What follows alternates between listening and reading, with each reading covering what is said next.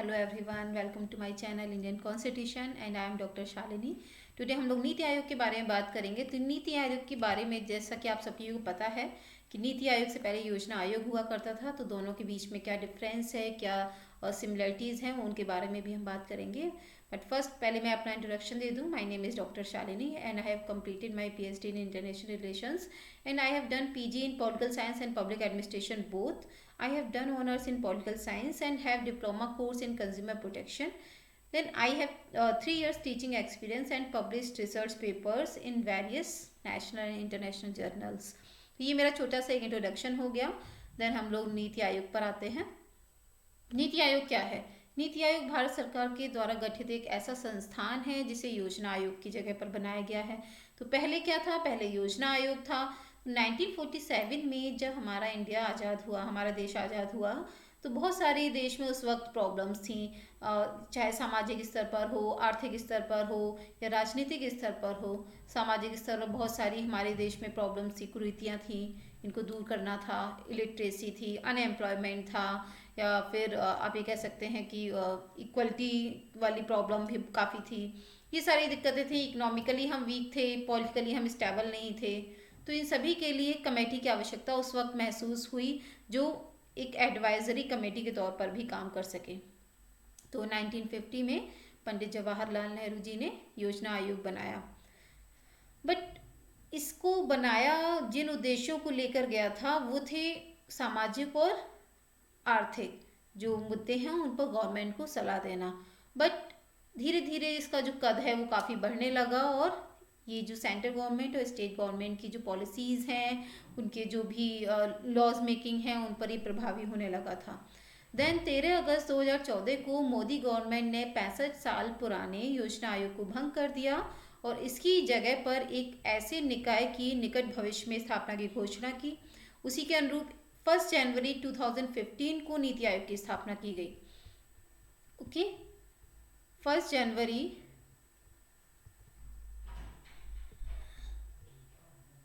2015 को नीति आयोग की स्थापना की गई। देन नीति आयोग एक गैर संवैधानिक अथवा संवैधानेतर निकाय है। तो बहुत सारे क्वेश्चन एग्जाम्स में क्वेश्चंस पूछे जाते हैं कि ये जो कमेटी है या कमीशन है या आयोग है, ये संवैधानिक है या गैर संवैधानिक है। तो नीति आयोग योजना आयोग की तरह गैर संवैधानिक निकाय है। यानी गैर संवैधानिक का मतलब ये है कि इसको संविधान के द्वारा नहीं बनाया गया है। देन इसकी संरचना की बात करते हैं। तो इसका जो संरचना है वो किस तरह से होगी? सबसे पहले तो इसमें प्रधानमंत्री जो हमारे देश के हैं वो इसके अध्यक्ष होंगे। देन गवर्निंग काउंसिल होगी जिसमें सभी राज्यों के मुख्यमंत्री प्लस जितने भी यूटी हैं उनके चीफ मिनिस्टर्स, जैसे दिल्ली, पौंडीचेरी, और जो अदर यूटी हैं उनके यानी उपराज्यपाल या प्रशासक जो भी हैं वो शामिल होंगे। फिर क्षेत्रीय परिषदें भी शामिल होंगी। क्षेत्रीय परिषदें जो होती हैं एक पर्टिकुलर टाइम पीरियड के लिए बनाई जाती हैं और भारत के जो प्रधानमंत्री हैं उनके निर्देश पर इनकी जो मीटिंग्स हैं वो कंडक्ट कराई जाती हैं। देन इसमें जो हमारे देश जो राज्य हैं उनके चीफ मिनिस्टर शामिल होते हैं और जो यूटी हैं तो यूटी के उपराज्यपाल या प्रशासक जो भी हैं वो शामिल होते हैं और इनकी जो अध्यक्षता है वो नीति आयोग के उपाध्यक्ष करते हैं जिनको कि प्राइम मिनिस्टर अपॉइंट करते हैं। विशिष्ट आमंत्रित सदस्य ये कौन होंगे? जो संबंधित कार्य क्षेत्रीय जानकारी रखने वाले विशेषज्ञ होंगे और कार्यरत कुछ लोग होंगे जो इससे संबंधित होंगे, इनको इनवाइट किया जाएगा। देन संगठनात्मक ढांचा, इसका ऑर्गेनाइजेशनल स्ट्रक्चर क्या होगा? तो आई टोल्ड यू कि प्रधानमंत्री अध्यक्ष के रूप में होंगे, उपाध्यक्ष होंगे जिनको कि प्रधानमंत्री ही अपॉइंट करेंगे, कुछ सदस्य होंगे जो पूर्णकालिक होंगे और कुछ सदस्य एडहॉक बेसिस पर होंगे। तो एडहॉक बेसिस पर जो सदस्य होंगे तो ये कितने होंगे? एडहॉक बेसिस पर मैक्सिमम 2 पदेन सदस्य होंगे जो कि यूनिवर्सिटीज से या फिर जो भी रिसर्च इंस्टीट्यूट या अदर रिलेटेड इंस्टीट्यूट्स हैं वहाँ से उनको लिया जाएगा। देन पदेन सदस्य होंगे। तो पदेन सदस्य हैं वो हमारी जो कैबिनेट होगी, केंद्रीय मंत्रिपरिषद होगी, वहाँ से मैक्सिमम 4 मेंबर्स लिए जाएंगे और इनको भी प्रधानमंत्री ही नॉमिनेट करेंगे। देन एक चीफ एग्जीक्यूटिव ऑफिसर होंगे, मुख्य कार्यपालक पदाधिकारी, जो कि भारत सरकार के सचिव स्तर के अधिकारी होंगे और एक पर्टिकुलर टाइम पीरियड के लिए इनका एक निश्चित कार्यकाल होता है, तो इनको प्राइम मिनिस्टर अपॉइंट करेंगे। देन सचिवालय सेक्रेटेरिएट होगा, तो ये आवश्यकता के अनुसार होगा। योजना आयोग में या प्लानिंग कमीशन में जो सेक्रेटेरिएट था वो काफ़ी वाइड था, बट नीति आयोग में क्या किया है कि इसको काफ़ी लिमिटेड कर दिया गया है। इसके जो मेंबर्स हैं नीति आयोग के, वो प्लानिंग कमीशन के कंपैरिजन में काफ़ी कम कर दिए गए हैं। देन इसके फंक्शंस क्या होंगे, तो functions of NITI Aayog, first तो इसमें ये होगा कि फोस्टर कोऑपरेटिव फेडरलिज्म। इंडिया में फेडरेशन है, संघात्मक शासन व्यवस्था है। ये संघात्मक शासन व्यवस्था कहाँ से ली गई है, कनाडा से ली गई है। तो इसको बरकरार रखना ये नीति आयोग का काम होता है। ये एफर्ट्स करता है कि सेंट्रल गवर्नमेंट और स्टेट गवर्नमेंट के बीच में कुछ भी कन्फ्लिक्ट्स ना हो। मॉनिटरिंग एंड एवोल्यूशन, जो भी पॉलिसीज़ आती हैं, जो भी काम किए जाते हैं सेंट्रल गवर्नमेंट के थ्रू या फिर स्टेट गवर्नमेंट के थ्रू, उनके डिपार्टमेंट्स के ऊपर मॉनिटरिंग करना, उनके कामों का एवोल्यूशन करना, ये सारे काम नीति आयोग करता है। और यही जो फंक्शंस हैं सेम ये सभी योजना आयोग भी किया करता था। Then design policy and programme framework, जो भी पॉलिसीज़ आती हैं डे टू डे, है ना, और जो भी प्रोग्राम्स आते हैं गवर्नमेंट के, जैसे जन धन योजना हुआ या बेटी बचाओ बेटी पढ़ाओ, इस तरह के ये जो एग्जांपल्स हैं, ऐसे बहुत सारी पॉलिसीज़ आती हैं, गवर्नमेंट के प्रोग्राम्स आते हैं, तो इनको डिज़ाइन करना, इनका फ्रेमवर्क तैयार करना, ये नीति आयोग का काम होता है, just like planning commission. Then act as a resource centre and knowledge hub, एक रिसोर्स सेंटर और एक नॉलेज हब के रूप में भी नीति आयोग काम करता है, बिकॉज इसमें ऐसे मेंबर्स होते हैं जो इसके एडवाइजरी कमेटी में कुछ ऐसे मेंबर्स होते हैं जो गवर्नमेंट को एडवाइस करते हैं, अपने पर्टिकुलर जो उनका फील्ड है उसमें वो महारत हासिल किए होते हैं, चाहे फिर वो इकोनॉमिक फील्ड रहा हो या फिर वो सोशल फील्ड रहा हो, जो भी है उसमें वो महारत हासिल किए होते हैं, तो वो गवर्नमेंट को एडवाइस करते हैं पॉलिसी मेकिंग में, प्रोग्राम फ्रेमवर्क में, मॉनिटरिंग करने में, एवोल्यूशन करने में या फेडरेशन को बढ़ावा देने में, सारे फंक्शंस में वो गवर्नमेंट को या नीति आयोग को एडवाइजरी कमेटी के तौर पर एडवाइस करते हैं। तो ये फंक्शंस हो गए। Then NITI Aayog is based on the 7 pillars of effective governance. First, pro-pupil fulfills aspirations of society as well as individuals. Individuals के जो भी aspirations हैं उनको fulfill करना, ये इसका काम होता है। Then, proactivity in anticipation of and response to citizens' needs. Citizens के needs को ध्यान में रखना, उसके प्रति responsive बने रहना, ये इसका एक इस पर बेस्ड है। Then participation, involvement of citizenry, तो सिटीजन्स का जो पार्टिसिपेशन है ये बहुत ही मस्ट है, बिकॉज हमारे इंडिया में संसदीय लोकतंत्र है। तो संसदीय लोकतंत्र का मतलब क्या होता है, जहाँ पर जनता जो है या सिटीजन्स जो हैं उनकी भागीदारी हो शासन के निर्माण में। Then empowering women in all aspects, this is very important. Inclusion of all SC ST OBC and minorities, equality of opportunity for the youth. Equality के बारे में हमारे कॉन्स्टिट्यूशन में बहुत ही विस्तार से कहा गया है।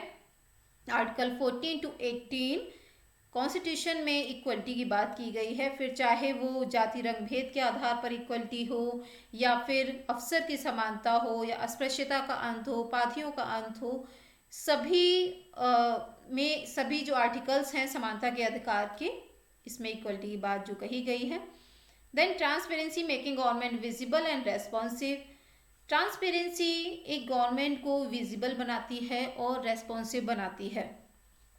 नाउ इट इज जितने भी डिपार्टमेंट्स हैं गवर्नमेंट के, इवन होल गवर्नमेंट, जितने जो गवर्नमेंट्स जहाँ जितना भी शासन हो रहा है ना, टिप टू टॉप, ऊपर से लेकर नीचे तक, चाहे वो सेंट्रल गवर्नमेंट में हो, चाहे वो स्टेट गवर्नमेंट में हो या फिर वो लोकल जो गवर्नमेंट है वहाँ हो, हर जगह ट्रांसपेरेंसी की बात होती है। आप देखते हैं कि जितने भी गवर्नमेंट डिपार्टमेंट्स हैं, ठीक है, उनकी वेबसाइट आप ओपन करेंगे तो वहाँ हम देखते हैं कि उनका क्या पॉलिसीज़ उनकी हैं, क्या उनके प्रोग्राम्स चल रहे हैं, क्या अपकमिंग उनकी पॉलिसीज़ आने वाली हैं, सारा उनका जो एजेंडा है वो सब कुछ आपको वेबसाइट पर मिलेगा। प्लस जो भी सिटीजन्स हैं, सिटीजन्स की क्या प्रॉब्लम्स हैं, तो उसके लिए भी वहाँ पर सॉल्यूशन रहता है, आप वहाँ पर अपनी कंप्लेंट दर्ज करा सकते हैं। तो ये ट्रांसपेरेंसी जो है ये जो भी आज की गवर्नमेंट है उसके लिए मस्ट हो गई है। देन कुछ स्पेशल फैक्ट्स हैं। फर्स्ट, इसका पूरा नाम मैंने आपको नहीं बताया, तो नीति आयोग का पूरा नाम जो है NITI, इसका पूरा नाम है national institute for transforming India. Okay, तो पंडित जवाहरलाल नेहरू जी ने जो योजना आयोग स्टार्ट किया था उसकी जगह पर नीति आयोग को प्रतिस्थापित किया गया है। नीति आयोग को एक थिंक टैंक के रूप में भी जाना जाता है। थिंक टैंक का मतलब है कि इसमें ये एडवाइजरी कमेटी के तौर पर और एक रिसोर्स सेंटर के रूप में भी काम करता है, यही मतलब है इसका। दैन इसका जो प्राइमरी जो काम है वो ये है कि सोशल और इकोनॉमिक मुद्दों पर सरकार को सलाह देना। तो यही काम जो है इसके लिए योजना आयोग का निर्माण हुआ था और यही काम जो है वो नीति आयोग भी करता है। ज़्यादा डिफरेंसेस नहीं है प्लानिंग कमीशन में और नीति आयोग में, सारे फंक्शंस वही हैं, सब कुछ वही है, बस इसको थोड़ा लिमिटेड कर दिया गया है, एक नया रूप इसको प्रदान कर दिया गया है। तो इसका जो प्राइमरी काम है वो सामाजिक आर्थिक मुद्दों पर सरकार को सलाह देना है ताकि गवर्नमेंट एक ऐसी योजना बनाए जो लोगों के हित में हो। नीति आयोग योजना आयोग की तरह कोई वित्तीय आवंटन नहीं करता, ये बेसिक डिफरेंस हो गया। एक्चुअली वित्तीय आवंटन का जो काम होता है वो वित्त आयोग का होता है। योजना आयोग जब वित्तीय आवंटन करने लगा तो इसका इट मीन्स ये काफ़ी प्रभावी होने लगा था, तो इसको हटाना जायज़ था। नीति आयोग के लिए 13 सूत्रीय उद्देश्य रखे गए हैं। देन नीति आयोग का जो क्रियान्वयन का दायित्व है वो केंद्र सरकार और राज्य सरकार दोनों पर होता है ना। नॉट बिकॉज कि केंद्र सरकार ने इसको बनाया है तो केंद्र सरकार ही इसके लिए प्रति रेस्पॉन्सिबल होगी, नहीं, केंद्र सरकार राज्य सरकार दोनों पर ही इसका दायित्व होता है। और इसकी योजनाओं को जो अंतिम स्वीकृति है वो NDC देता है, राष्ट्रीय विकास परिषद।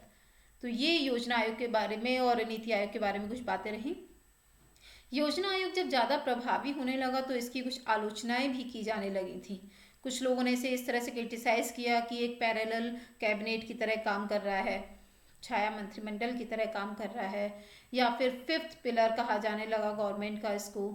एक्चुअली हमारे इंडिया में 3 तरह की जो पिलर्स हैं वो माने जाते हैं, एक तो लेजिस्लेटिव है, एग्जीक्यूटिव है एंड जुडिशरी है। देन 4th पिलर जो है वो मीडिया को कहा जाने लगा और जो 5th पिलर है वो योजना आयोग को कहा जाने लगा। तो आप समझ सकते हैं कितना ज़्यादा इफेक्टिव होने लगा था। इसकी जो रिकमेंडेशंस हैं प्लानिंग कमीशन की वो सेंट्रल गवर्नमेंट और स्टेट गवर्नमेंट दोनों पर ही हावी होने लगी थी। तो इस तरह से इसका जो रूप था वो काफ़ी बड़ा होने लगा था और इसे फाइनली 1 जनवरी 2015 को प्रतिस्थापित कर दिया गया नीति आयोग के साथ। तो आज का ये सेशन नीति आयोग के बारे में था। आई होप सो आपको पसंद आया होगा। If you like it then like and subscribe also. Thank you so much. Bye bye.